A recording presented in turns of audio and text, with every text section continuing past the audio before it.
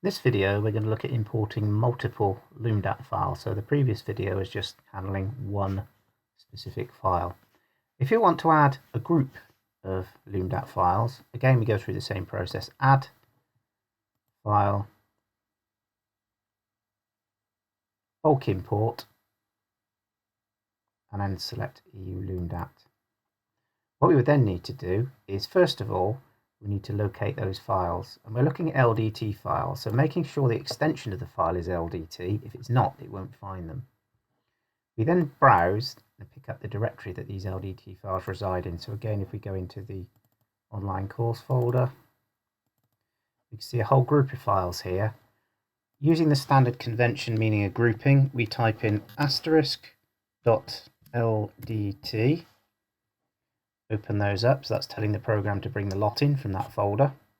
We then select the preferred type. Now this data is not part of the photometric information. You have to know the type of fitting. This has no bearing on the calculation. It's purely for sorting purposes when you're in the program.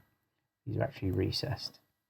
Again, the characteristics based on whether it's an open top reflector or closed.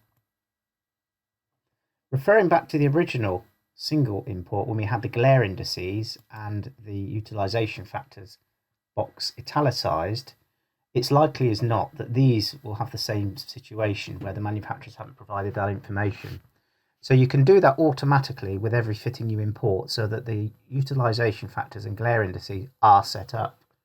So by ticking this box, this means that then we can use these fittings and the program will calculate the number of fittings required in each space. We then import. That then imports the fittings. So when we close this dialog box, we then go back and we can see all of the fittings in here. So we've imported a group of Eulumdat files, and it's a case of going into each one, just making sure all the information is correct. And again, the manufacturers haven't really put much in the way of a description. They've used their internal reference. There's no reference, range name or anything like that on there. So again, that's down to the manufacturers, nothing to do with our data. It's all down to the manufacturers and how they've set these up.